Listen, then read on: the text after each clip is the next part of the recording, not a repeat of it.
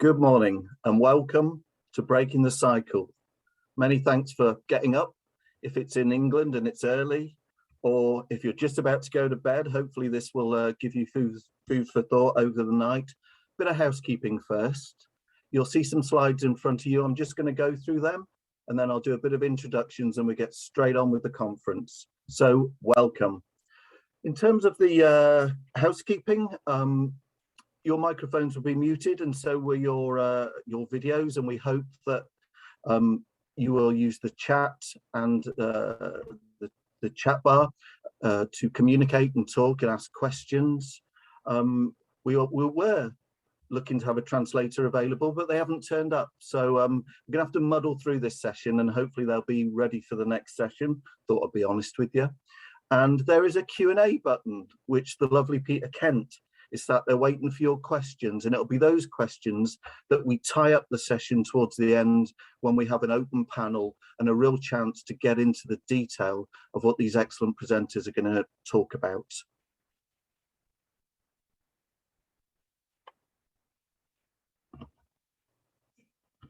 Okay, today let's make sure you've come to the right conference, because if not you might want to just head off, but is about approaches to safeguarding and its interface with national child protection systems, progress, learning and challenges.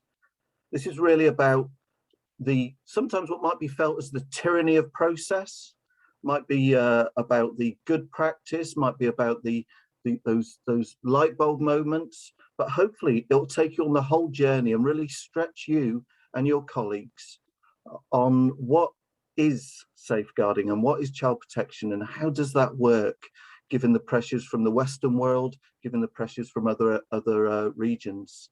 I think what's really exciting about today is this is a conference that involves so many different organizations who've been on this journey together in Tanzania and other parts of the world.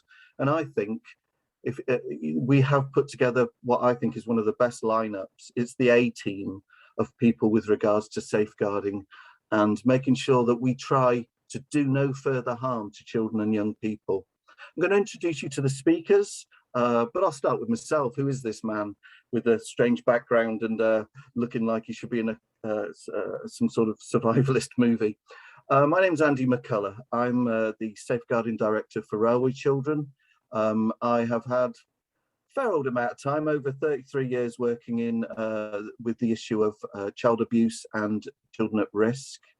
I've worked with many international organisations, but most of my work has been in the UK and it's been about getting our systems and structures right, because I think there's a tendency to look over there and say, do you know what, they haven't got it right, when we haven't got our own right, and there's a lot to be desired in some of our systems and processes in the UK. My responsibility for Railway Children is to oversee the child protection cases, the child safeguarding issues across India, East Africa and the UK, and I work with the country safeguarding leads to get that right, and I am the interface with the Charity Commission. Enough about me, let's talk about more important people. You will hear from Karen.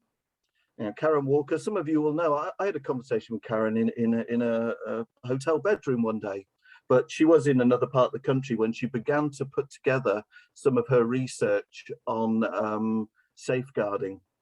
But Karen is the director of the Funder Safeguarding Collaborative, in fact, but is renowned as a specialist around safeguarding, has worked with NGOs in Africa, in Asia, Latin America, was the organizational head of safeguarding for Comic Relief, and congratulations, is coming towards the end of a doctorate, or has maybe even finished it.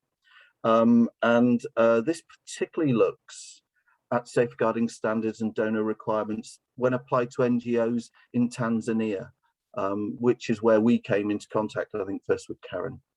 Then we have our very own Sherman, and Sherman works for us as a consultant. She works as a consultant with good practice, but also with safeguarding.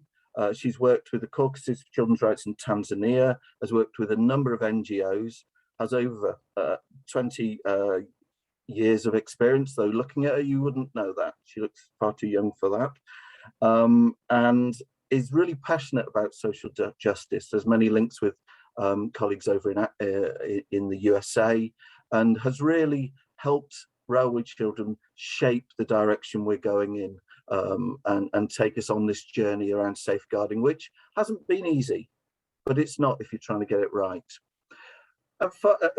I could mention her degrees, but let's move on to Esther.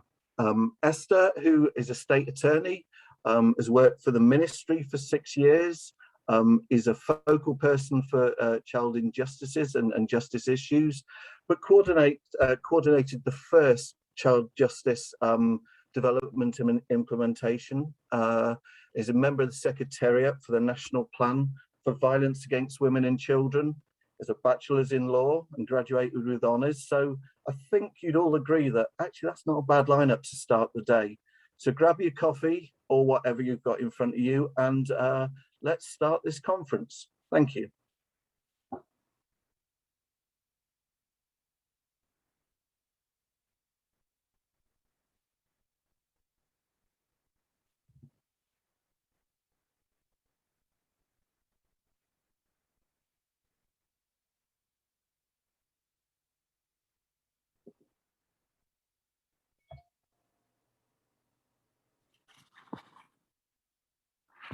Perfect. I think that sound seems to be stable. So as Andy mentioned, my name is Sherman Moladina. Welcome all of you. Today I'm going to share with you Railway Children Africa's experience with safeguarding and child protection. In 2018, RCA received a grant from FCDO that enabled us to further scale up and develop our work in Tanzania that was co-funded by USAID Kizazi Kipya through PACT Tanzania. This pushed us to look in earnest at ours and our partners' safeguarding policies, systems, and processes. This presentation today highlights RCA, Amani Center, IDYDC, Caritas, KISTET, Baba Watoto, and Cheka Sana Tanzania's journey in developing and strengthening our safeguarding mechanisms. I will be focusing on the intersection between safeguarding and child protection in terms of what has worked and what has been challenging in responding to reports of abuse. Let's look at some terminology though before we begin, just so that we have a shared understanding. Keeping children safe defines safeguarding as a responsibility that organizations have to make sure their staff, operations, and programs do no harm to children, and that any concerns the organization has about children's safety within the communities in which they work are reported to the appropriate authorities. While this definition refers to children, safeguarding also refers to vulnerable adults. And so organizations need to ensure they do no harm to its beneficiaries, whether children or adults, and that any concerns about any community members that are being harmed, especially vulnerable persons, need to be reported to the relevant authorities for their response. So what we're then saying is, while safeguarding is about those that we work with, keeping them safe through safe program delivery, child protection is an element of safeguarding and pertains to those at risk of harm or experiencing harm. You could argue that all the children that we work with on a day-to-day basis that are on the streets are actually in need of a child protection response, given that the environment that they're in, as well as the homes that many of them have run away from. So one of the challenges in our work was determining which cases we would categorize as safeguarding cases. The reality is, however, that in safeguarding our beneficiaries, we came across or received referrals of those in the community in need of protection. We have a duty of care to them as well, to ensure that if they are being harmed, we intervene and refer them to services to address their situation.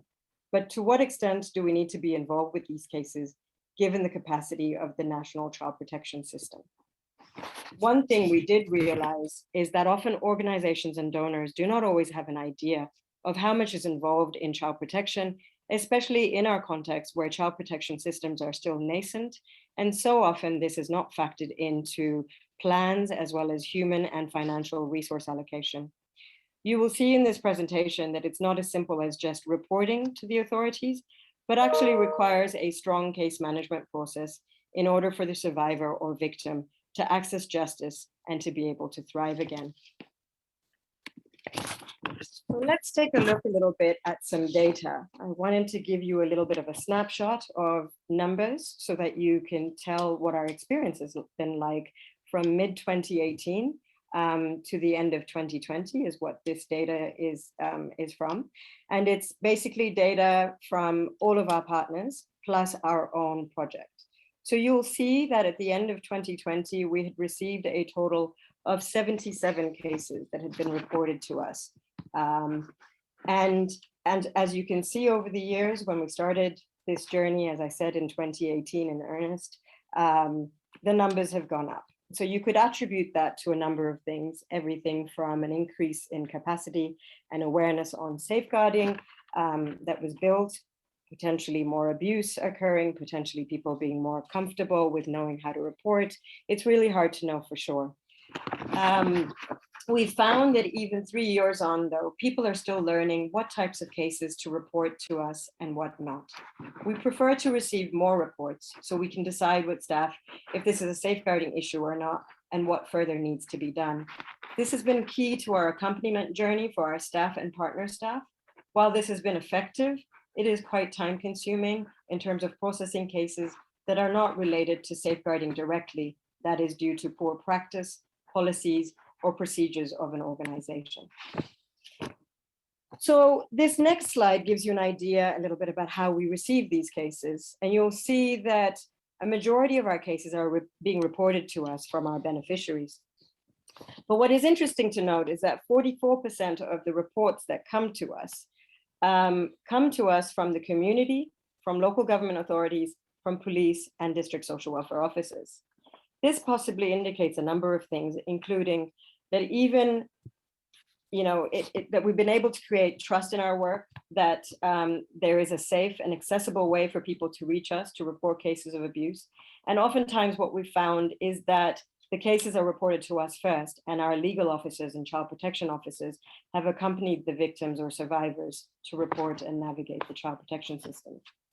One of the challenges is that the vast majority of these reports are children being harmed by community members or family and acquaintances. Statutory authorities and communities are referring these cases to us for case management rather than to district social welfare officers. This highlights a potential gap in the capacity in our child protection system, both in addressing child protection cases and having the resources to address these cases. Looking further then, in terms of the types of abuse that was reported to us, you can see, it's probably a little bit hard to see because of the size, but basically the types of cases that were sexual abuse is the highest types of cases that are reported to us, followed by physical abuse. And this tells you a little bit about our context and what people consider to be reportable and not reportable. In our context, physical abuse is only generally reported when it is considered to be extreme, because corporal punishment is normalized in our context. And so, these cases of physical abuse are often cases, as I mentioned, that would be considered extreme. Sexual abuse, similarly, indicates to us what it is that people consider to be abuse and therefore reportable. This situation poses a lot of questions and challenges in applying safeguarding standards in the Tanzanian context, and also within our organization, given the cultural norms, taboos, and values as to what is considered as abuse in the international setting, because that's not always considered abuse for all people in our context. Note that there's only a very small number of cases that are actually as a result of poor practice by staff. And so the vast majority of cases that we've been dealing with over the last 3 years have primarily been because of harm that's been done either to our beneficiaries or other children and vulnerable people in the community. So the next slide, which I accidentally pressed on, tells you a little bit about the cases that actually progressed to court. As you can see, the vast majority here at the bottom did not progress to court. There was no case. And this is for a number of reasons, everything from poor evidence collection to corruption, to police and investigators not cooperating, delays in reporting, issues with the victim being able to even identify a perpetrator and therefore not even being able to know where to start to make an arrest. So this has partially contributed to the very low prosecution rate.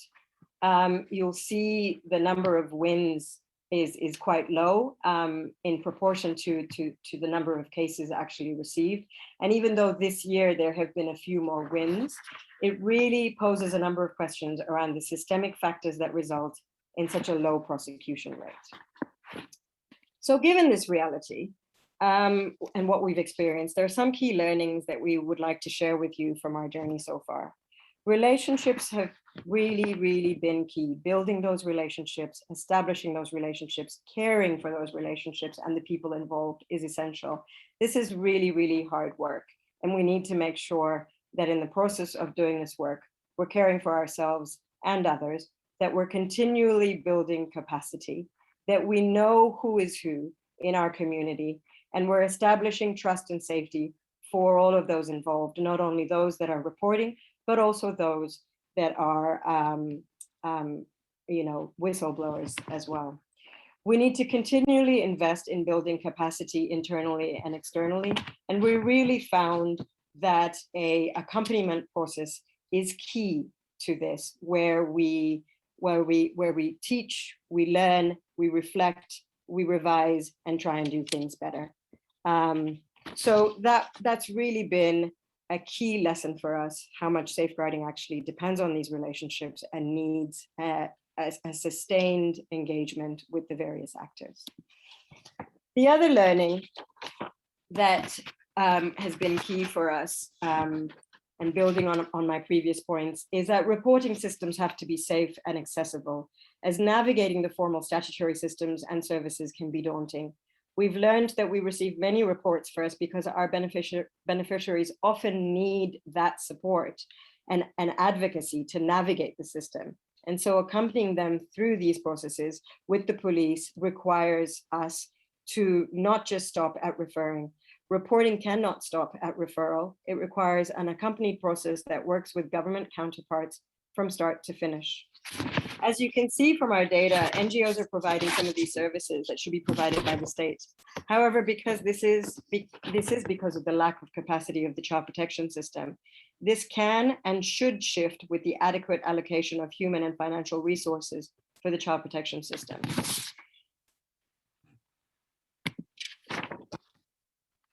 For successful prosecution, in the words of our advocate and legal officer, Ruben at IDYDC, these are some key things that we've learned is needed. Immediate reporting to the police within 72 hours and ensuring that the PF3 form is completed correctly. Working very closely, close follow-up support, being present in court, accompanying the victims, all of those things are really key in the process to ensure access to justice. And as I mentioned, strong relationships with the statutory authorities are key to success. Finally, just a couple things about our learnings around meeting donor demands. First, the emphasis on reporting incidents was quite high from donors, and this sometimes took away from resources in building capacity and strengthening prevention elements and safeguarding, such as risk assessments. One of the key challenges was managing these expectations from donors, the demands for paperwork, for constant reporting, without really understanding our context and ensuring that it is a right size for our context and the organizations that we're working with. So the blanket expectations are sometimes hard to manage given the nascent child protection system and the situation of our social service workforce. It's also important to continue to educate our donors and advocate for safeguarding that is right-sized and practical in our context, and work with the various stakeholders to manage expectations so that together we can build safe organizations and strong child protection systems that are responsive to the needs of vulnerable persons. Thank you very much.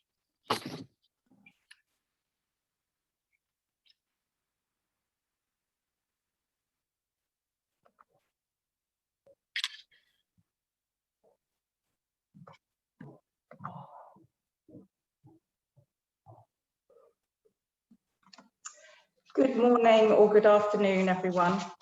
So I'm Karen Walker-Simpson, and as Andy explained, I'm the director of the Funder Safeguarding Collaborative. But I'm here today in my role as a researcher to talk about the research that I completed earlier this year, which looked at the application of safeguarding standards and donor requirements within a Tanzanian context.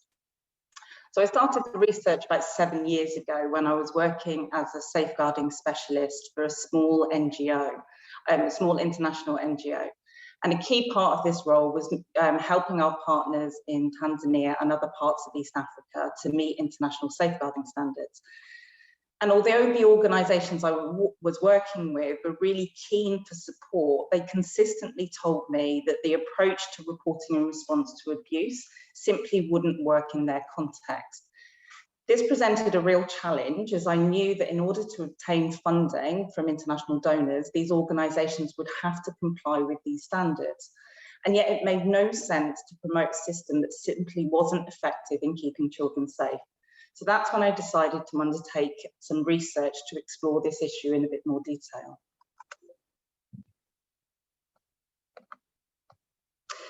So the research was conducted in 4 stages. First, I reviewed donor safeguarding standards and donor requirements. That took months, as there's so many different standards. They all say different things, and it's incredibly confusing. I then reviewed empirical literature from sub-Saharan Africa, looking at safeguarding, the application of safeguarding standards. That didn't take very long, as there's very little research about safeguarding and whether it works or not. And the research that does exist, none of it is taken from the perspective of NGO workers. I then conducted interviews with INGOs and policymakers to test what I'd learned so far, and Railway Children Africa were part of that process.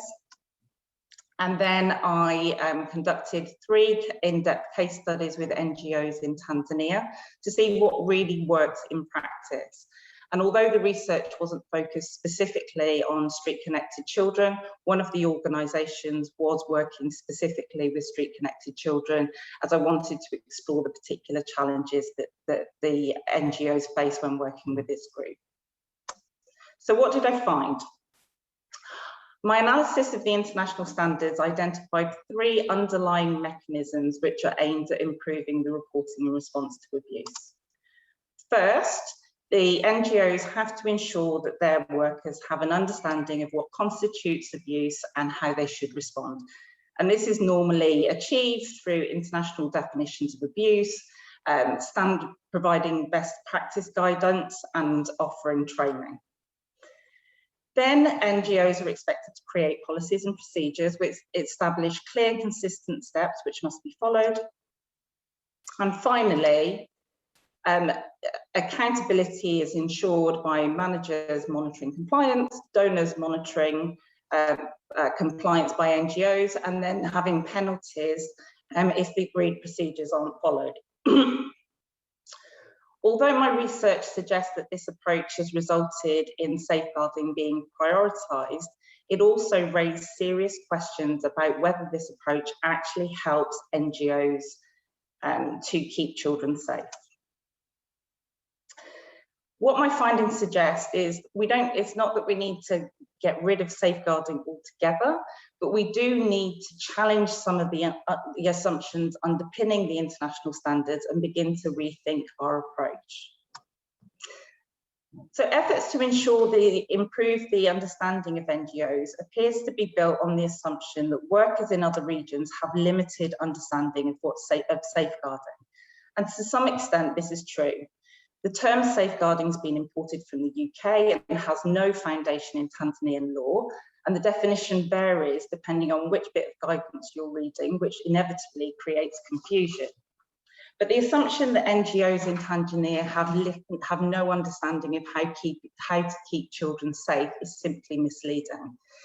The NGOs I worked with had very good understanding of abuse. And as one respondent said, it's just the water they swim in. They're dealing with it every day.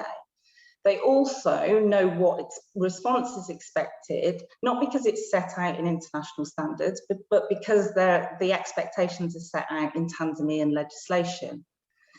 NGOs were looking for, what NGOs were looking for, they were looking for guidance on how to keep children safe, but they were unable to find this in the international standards because there was a disconnect between the theoretical knowledge contained in the standards and the realities of everyday practice.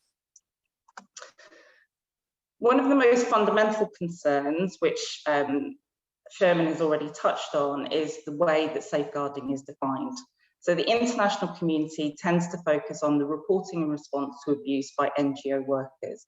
But in Tanzania, the main concern was how to respond to abuse in the community, as this is much more frequent and often more difficult to resolve. And in fact, what the research tells us is that when you introduce safeguarding to increase reporting from NGO workers, what actually happens is you get an increase in reporting within the community.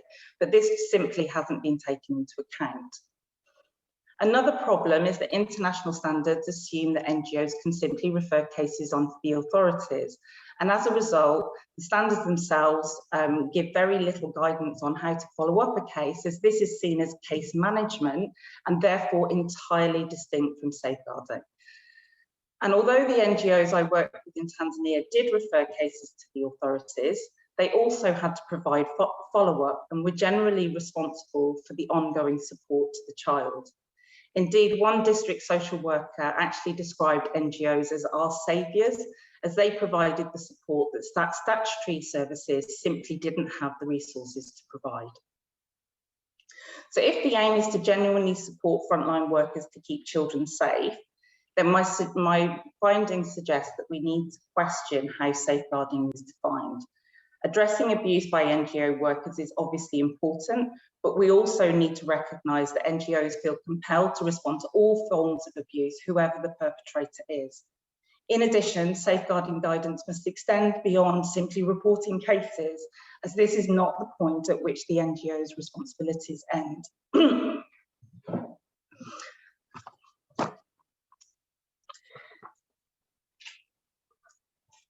In terms of establishing expectation, the creation of policies and procedures appears to be based on the assumption that if you create a set of rules, then people will follow them.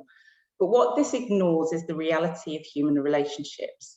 Within the standards, there's recognition that interpersonal relationships may inhibit the recognition of abuse by colleagues, because people don't want to think that somebody they work closely with would be capable of abuse. But this is literally the only time relationships are mentioned. But in reality, relationships have a profound impact on people's decisions and actions and warrants much greater attention. When deciding whether to report a case of abuse by a colleague, the worker has many doubts and worries that can't be tackled by simply putting in a reporting procedure. The reality is that people talk to people they trust, and so ensuring issues are reported depends on the worker's trust in the person they're asked to speak to. One of the challenges is that trust can't be established by simply giving somebody the title of safeguarding focal point or safeguarding officer. And it actually depends on many factors such as proximity, familiarity, and intersecting identities of race and gender. In addition, workers are also worried about the consequences of reporting for the individual and for their family. And this point is critical. In Tanzania, individuals were not seen in isolation, but were seen in the context of their family and community. People weren't just worried about their colleague losing their job, they were also worried about that person's children and how they would survive if the family lost their income. And this was also true for abuse in the community. Workers worried about how the family would survive if the main breadwinner was prosecuted, and they worried about how the intervention might cause tension in the family and the wider community, and the impact that this would have for the long-term welfare of the child. The reality of interpersonal relationships means it's important that safeguarding considers people and not just process. What this means is when developing procedures, it's important to involve staff and think through the interpersonal dynamics that inhibit and promote reporting. There's no one-size-fits-all solution, and while having a designated focal point may have some value, most respondents felt that there was a need for multiple reporting channels.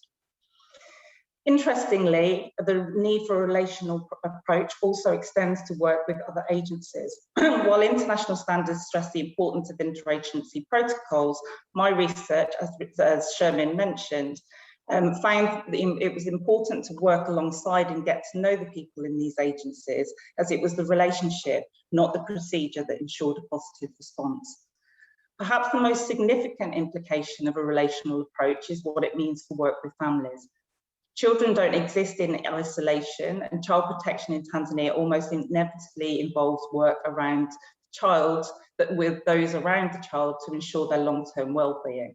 This is almost entirely ignored at the moment, but is critical to a positive outcome and needs to be resourced. Finally, if we accept the system is relational, then we need to consider the power dynamics within relationships. While there's quite a lot of support for accountability to managers, there was a strong sense that NGOs do not trust donors and were unwilling to report concerns to them. Donors were seen as distant entities who imposed rules without understanding the realities of practice. Many NGOs didn't even believe that donors understand what safeguarding is, as they impose requirements without necessarily providing training for their staff. And even where donors do have an understanding, they felt this was based on practice in the UK, and therefore donors may impose actions which are inappropriate in a Tanzanian context. What emerged from my research was the need to move away from top-down accountability in favour of mutual accountability. Yes, workers should be accountable to their managers, and yes, there is some value in accountability to donors. But this must be matched by those in power taking accountability for creating the right environment for workers. Achieving mutual accountability mirrors many of the points I've touched on. It means that those in authority need to have a practical, not just theoretical understanding of safeguarding. For donors, ideally, they would have in-country offices. But if this isn't possible, they really need to visit programmes to learn about the reality of the work.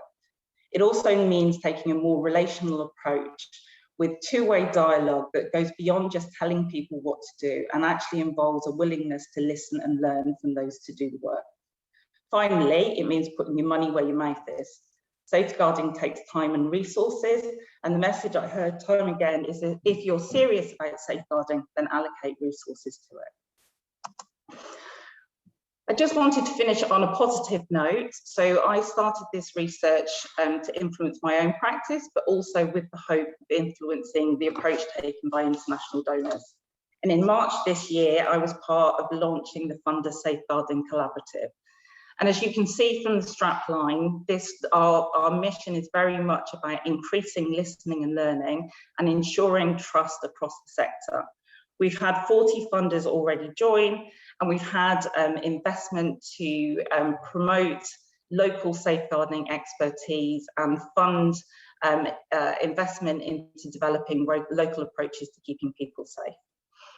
So it's great that there's a commitment from funders to move forward and learn around what works, and I look forward to seeing what happens in the future. Thank you.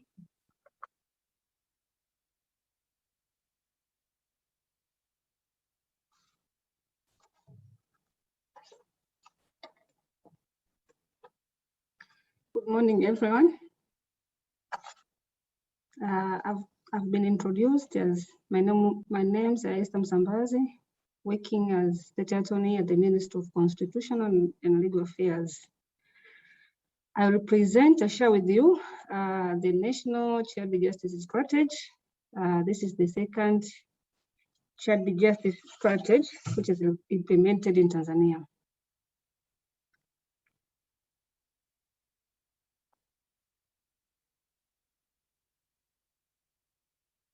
No.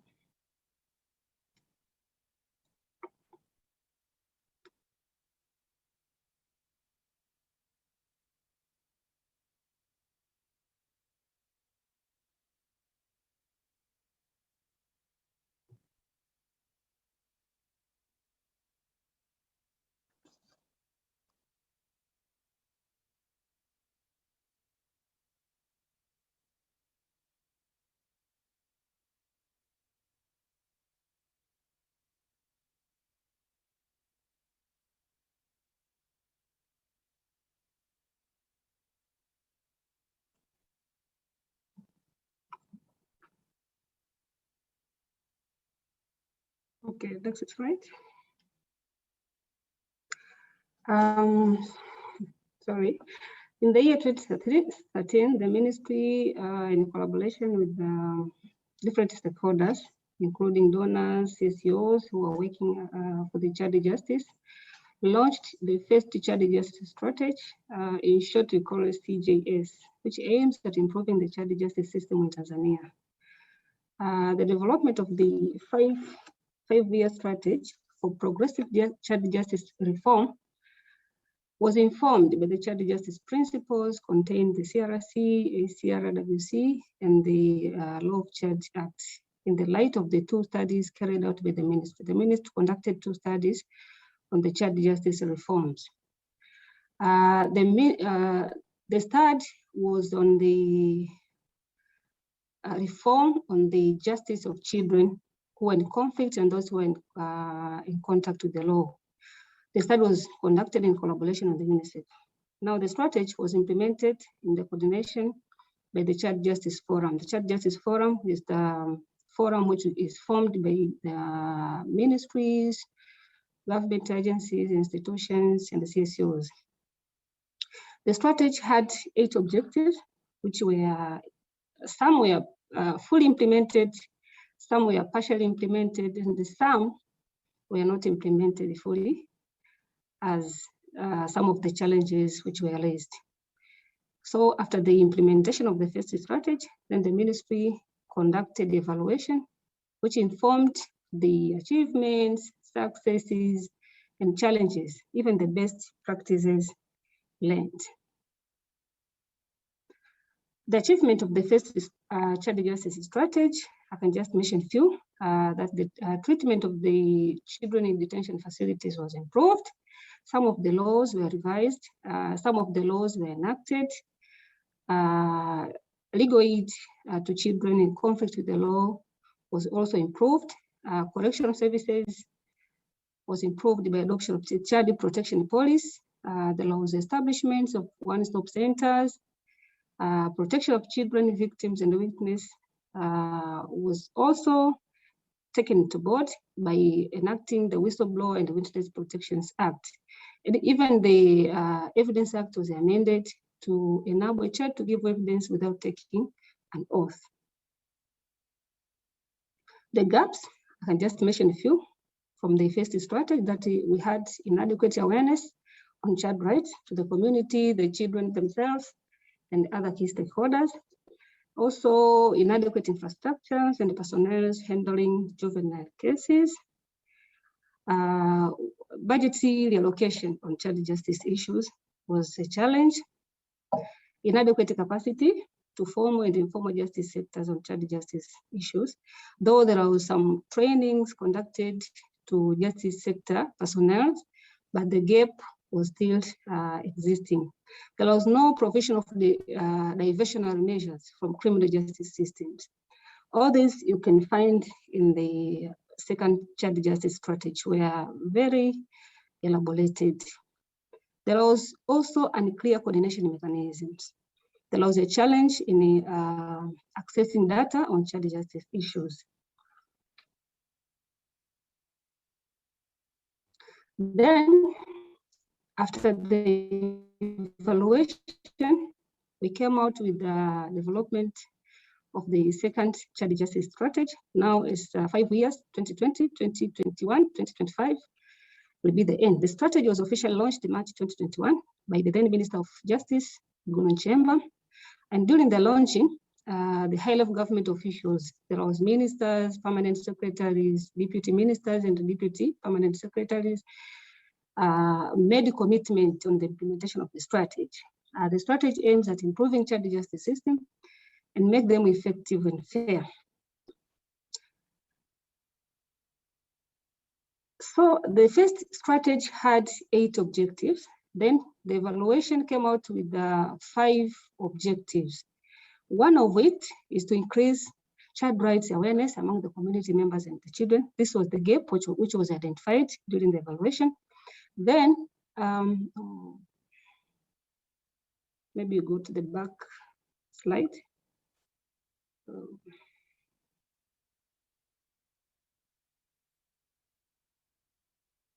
Sorry.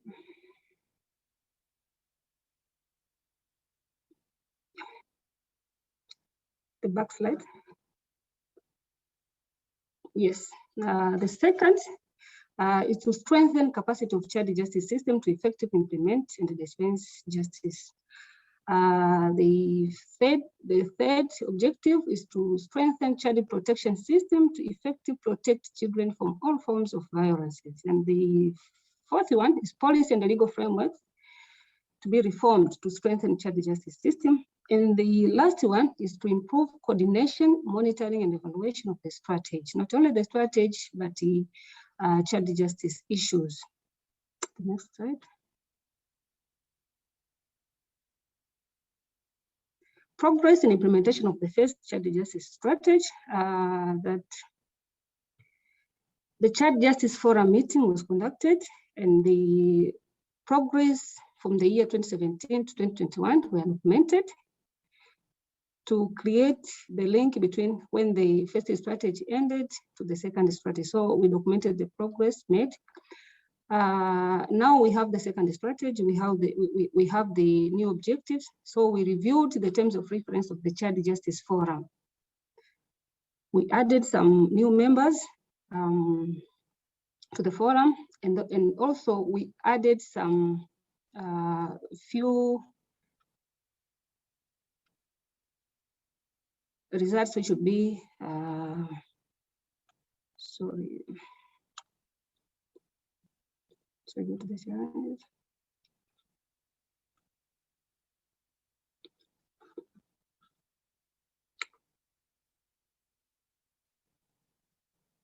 So my slides have disappeared. No, my slides have disappeared. I don't know.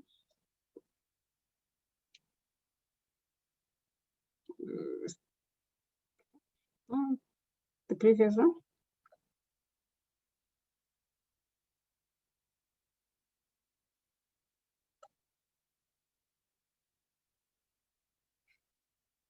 No, the previous, before this. Expected results, the community and children are aware of the child rights, including the child justice procedure.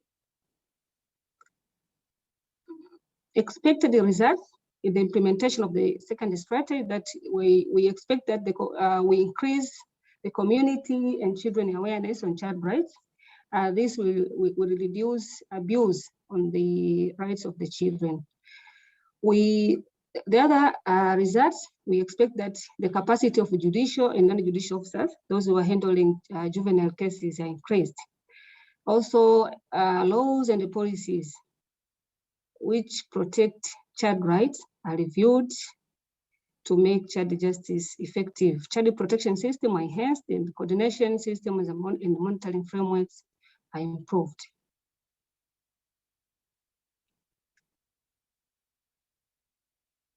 The next slide.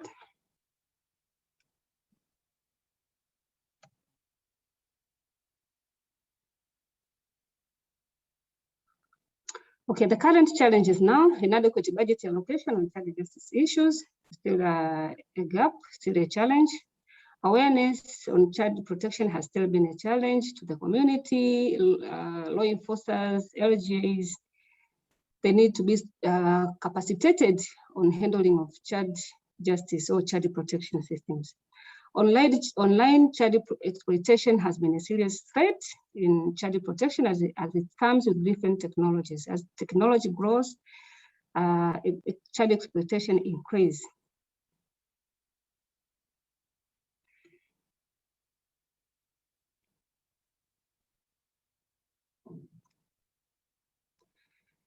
Challenges: community members and victims are not collaborative with the law enforcement agencies. They come and report, but they do not come back to the court to testify their cases. Many of the acts on violence against children, they are socially accepted in the community. And some of the victims depend too much support from their families. So when the families decide to settle the matter outside the court, then the victim abandons their cases and does not want to testify against the perpetrators. then it's a duty of the prosecutor now to drop the case because the witness turn hostile or sometimes do not even appear to testify. Conclusion is that if the second child justice strategy will be implemented in full, we are sure that child rights shall be protected and child protection shall be strengthened. And the other cooperation and collaboration between the state and non-state actors shall increase child protection. This will require coordinated efforts with a strong leadership as we expect to develop a data management system that will put together all stakeholders who are working on child protection. Thank you.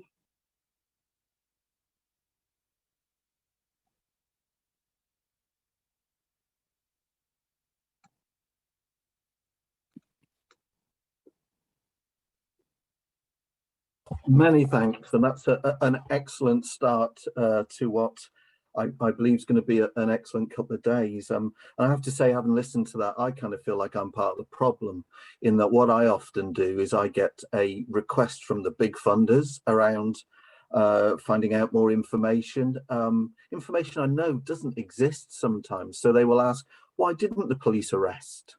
Why didn't the police turn up and protect that child? Because there's an assumption there that the systems and structures work. And I have to go back and say, no, they didn't pick somebody up, and no, they didn't make an arrest. And then I get another, so it begins this cycle, which has a lack of context. But thank you. We have a load of questions, and I'm going to have to kind of distill them down to the most pertinent ones. But thank you for making the effort to kind of send those in. So I'm actually going to begin with a question for Karen, and that was sent in from the audience. How does a UK-based agency apply the lessons learnt in your research with the backdrop of ever-increasing expectation from the likes of the Charity Commission, FCDO, etc., that UK standards are met in overseas work? So how do we apply those things? I think there's a way of looking at how there's a lot of talk about contextualization. And I think it's about where you start. It's about actually the aim is for what works.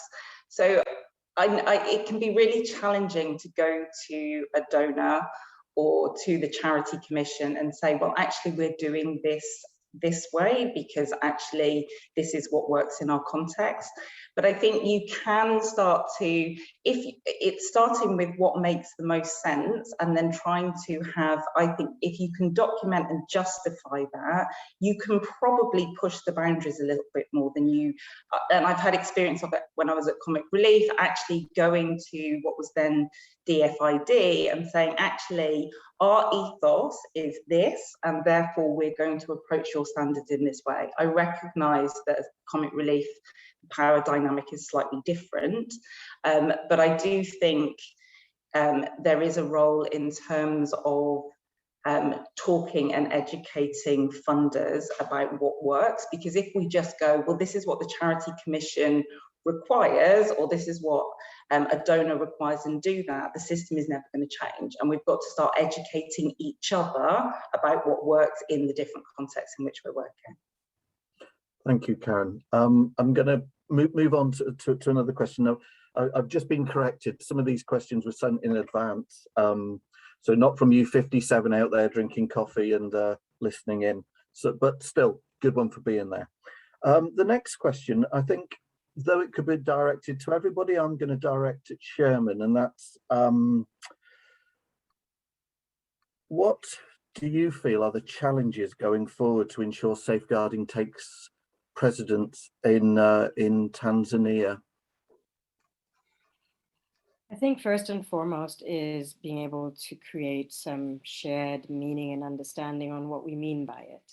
And as we've been saying throughout our presentations, it needs to be something that is relevant to our context. So we can't just take the UK definition and apply it directly in our context. So I think there has to be a lot of dialogue around given our context, what does safeguarding mean? Given our resources, given our nascent child protection system, given our social service workforce and the challenges that are there, how can we actually ensure that organizations are safe? And how at the same time can we as organizations support the strengthening of the child protection systems? So I think that that's one of the first things. I would say the second thing is really strong leadership and coordination. I think there's still, and this is not just in safeguarding and child protection, but there's a lot of siloing where people work on their own. There's different strategies and plans, but they don't necessarily all come together. So I think bringing people together, having a strong coordinated approach, having strong leadership, taken on by the government to really own this so that it isn't something that's being imposed outside, but it's really something that we ourselves, work on and redefine. Yeah, I totally hear that, and I think sometimes it's about proportionality, and I think we've kind of got into a position often that we're process driven, get those forms in, cross those I's, dot those T's, the other way around, but do all that stuff rather than actually concentrate on what's actually happening, what's the outcome here. I've got a question now for Esther. So you're not let off the hook, Esther. And this one's very much about resources.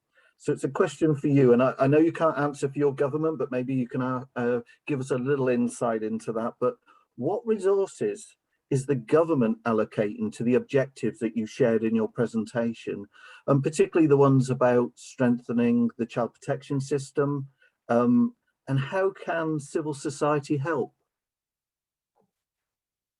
Big questions. As I said, I'll answer as a participant, not as government. I can't tell how much does the government allocate on the child justice issues, as we usually, child issues are cross-cutting issues. You can find them in the Ministry of maybe Minerals, you can find them Ministry of Labor, Ministry of Justice. They are cross-cutting issues. So the interventions also, you can find them in the same way. It's not direct that this is purely child justice issues, but you can find it in some interventions with the government. For the Ministry of Justice, we usually reallocate some funds from the government, and also we get funds from the development partners. For the capacity building to the justice actors, justice and judicial and non-judicial officers who are handling child justice issues, this can be done by the government and also can be done by the civil society organization. As we usually work in collaboration, we work together, we plan together. That's the role of the Child Justice Forum. Brings the stakeholders together so that they can plan together. Everyone can tell that maybe for this year, as little children, we are planning to do this and this and this. Then we can share on how we can plan and implement child justice issues. So the trainings, the awareness, the capacity building can be done by the government and also the civil society organization in a collaboration or individually, but the reports come together. So when we say maybe we have trained judicial and non-judicial officers this much, it's not the government alone. It's the government and civil society organization, then we come together with the same data. That's how we are going to improve the collection of data on child justice issues so that they can inform on the review of laws, they can inform on the review of policies and other legal instruments. I think I've answered.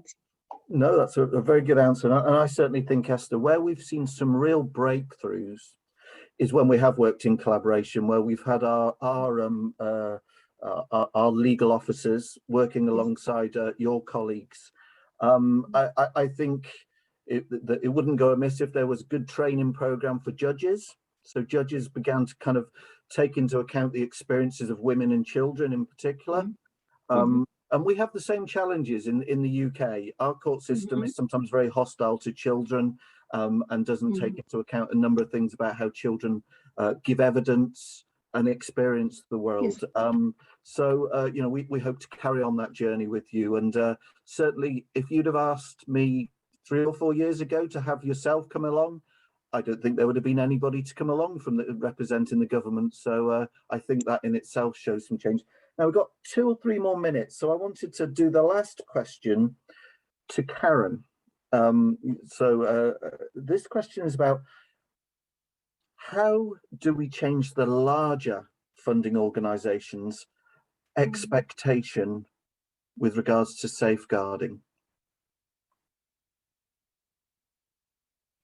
I don't necessarily have the solution. I can tell you about what we're doing. So I've had various levels of contact with, I'm assuming by larger organisations you're talking about FCDO, USAID, European Union. Given my work in this area, I've had quite a lot of contact with different agencies in different ways.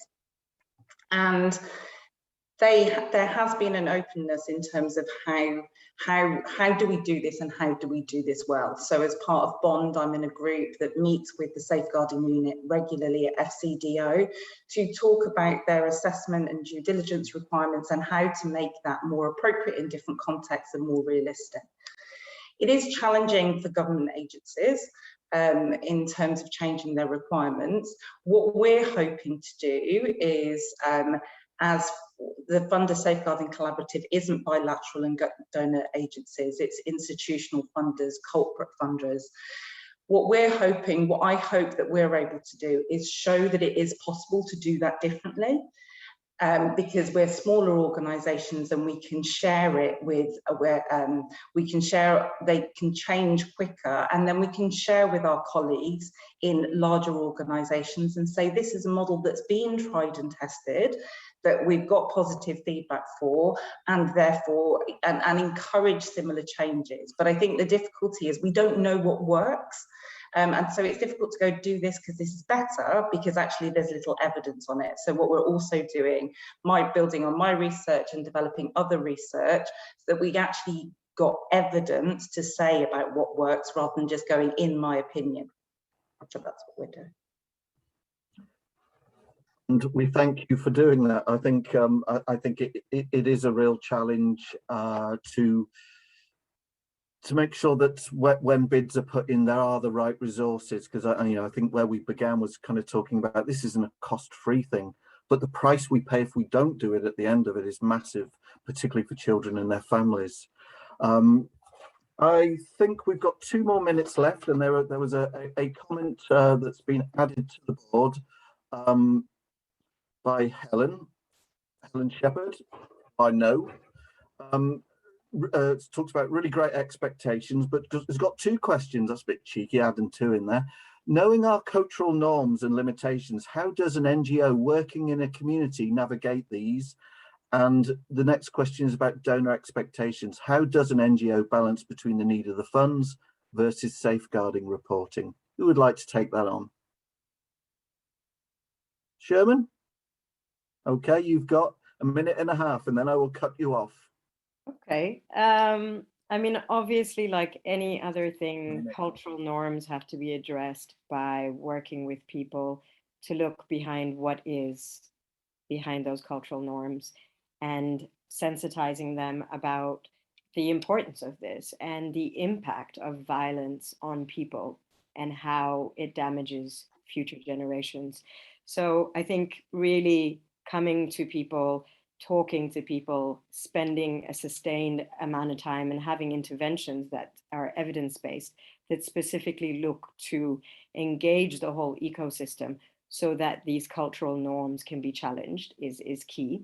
And I think Karen kind of talked about this second question, so perhaps, yeah. Well, I'm afraid we've run out of time. So thank you for the questions. Thank you for the contributions. I have to say, I can't wait till I can travel back to Tanzania and go be in Mwanza and be with my colleagues over there, because I learned so much.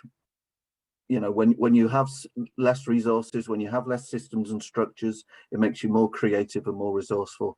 So I think that brings us to an end for this morning session. I think there's another one following up. I hope you've booked in for other ones.